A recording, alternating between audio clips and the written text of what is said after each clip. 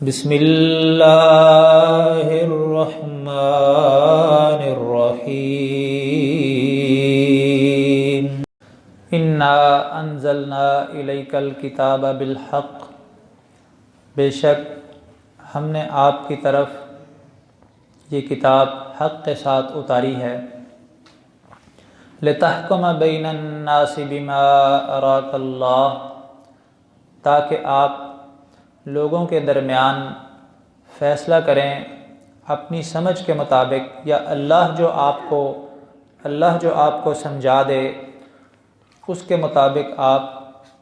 لوگوں کے درمیان فیصلہ کریں۔ ولا تکن للخائنین خصیما،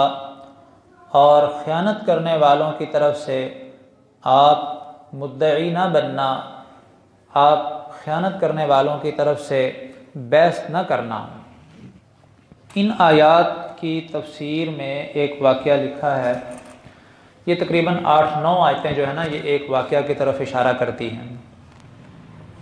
واقعہ یہ ہے کہ مدینہ کے اندر ایک قافلہ آیا، کسی علاقے سے تجارت کا سامان لے کے تجارتی قافلہ آیا، تو اس قافلے میں میدا لے کے آئے۔ وہ میدا جو ہے نا وہ مدینے میں نہیں پایا جاتا تھا اور قیمتی بھی تھا کافی، تو ایک صحابی نے میدے کی ایک بوری جو ہے نا وہ خرید لی، اور اس نے اس کو اپنے سامان کے اندر گھر میں ایک جگہ پہ نا اسلحے کے اندر چھپا دیا کہ کوئی کسی کو پتہ نہ چل جائے، کیونکہ وہ مرغوب ایک غذا تھی، ملتی نہیں تھی، ہو سکتا ہے کوئی لے جائے اٹھا کے، تو اس نے اپنے گھر میں اس کو چھپا لیا کہ چلو تھوڑا تھوڑا نکال کے کھایا کریں گے۔ ایک شخص مدینے کا جس کا نام تھا بشیر، یہ منافق تھا، اس کو پتہ چل گیا، اس نے وہ بوری رات کے ٹائم ان کی دیوار جو ہے نا وہ 2-3 بھائیوں نے مل کے دیوار توڑی اور وہ بوری جو ہے نا وہ نکال لی۔ صبح کو وہ جو جن کا وہ سامان تھا، میدا تھا، انہوں نے پریشانی سے تھوڑا تلاش شروع کر دی، تو جب تلاش کی تو کسی نے بتایا کہ رات کو یہ جو عبیرک کے بیٹے ہیں نا، عبیرک نام تھا اس کا بشیر کے باپ کا، بشیر کے باپ کا نام عبیرک تھا، تو کسی نے لوگوں نے بتایا کہ عبیرک کے بیٹے جو ہے نا انہوں نے رات کو آگ جلائی ہوئی تھی اور وہ کچھ پکا رہے تھے، یعنی دیکھا لوگ سارے سو گئے ہیں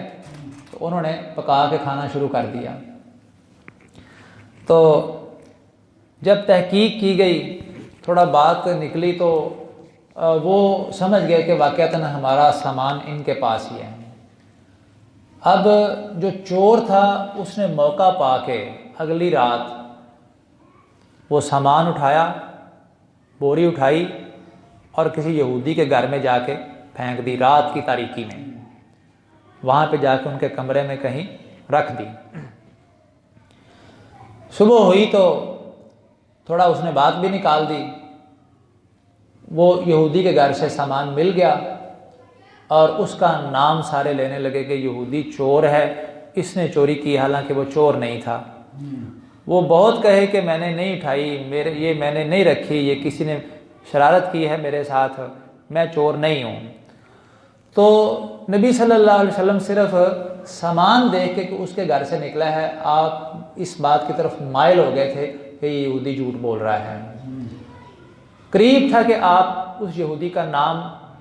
لے کے فیصلہ سنا دیتے اور اس کو سزا جو ہے وہ سنا دیتے۔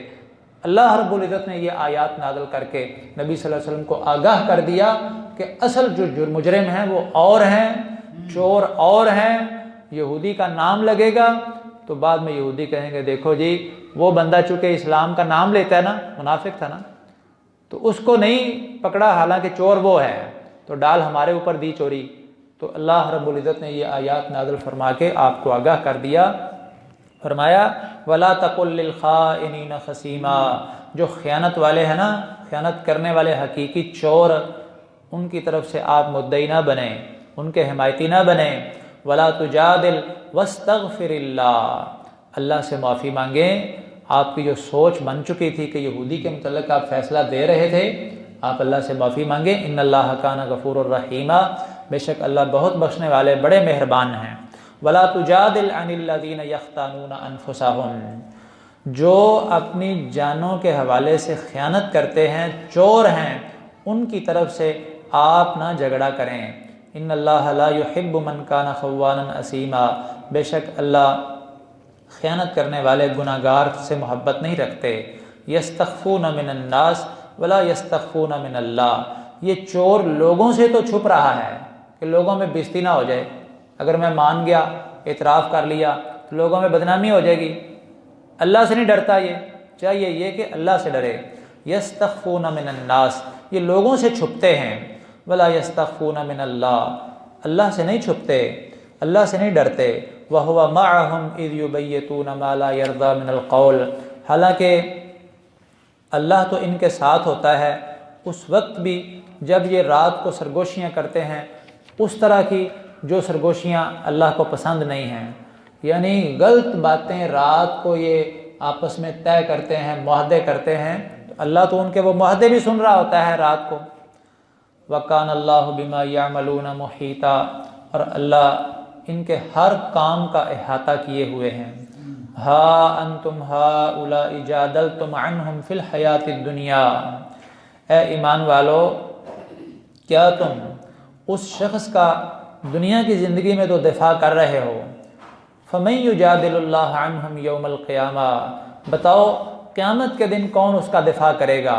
جب قیامت کو اللہ اس کو اپنے سامنے کھڑا کریں گے کہ تو نے چوری کی اور ڈال کسی اور پہ دی، بتا تو اس وقت کون اس کا دفاع کرے گا؟ دنیا میں تو تم نے اس کا دفاع کر لیا ہے۔ امن یکون علیہم وکیلا، یا کون ان کے اوپر وکیل بنے گا؟ ومن یعمل سوءا او یظلم نفسہ، اور جو بھی کوئی برائی کرے، گناہ کر بیٹھے یا اپنی جان پہ ظلم کر بیٹھے، ثم یستغفر اللہ، پھر وہ اللہ سے معافی مانگ لے، یجد اللہ غفور الرحیمہ، وہ اللہ کو بہت مہربان پائے گا۔ ومن یکسب اثما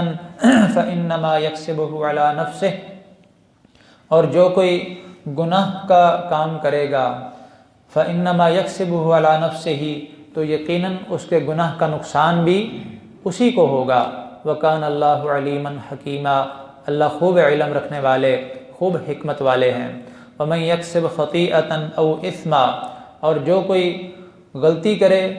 اور یا گناہ کر بیٹھے، ثم یرمی بہ بریئا، پھر وہ کسی بری شخص پہ جو گناہ گار نہیں، اس کے اوپر بہتان لگا دیتا ہے، فقد احتمل بہتانا و اثما مبینا، تو اس نے اس کا نام لے کے، بری شخص کا نام لے کے بہت بڑا بہتان باندھا ہے اور واضح گناہ کمایا ہے۔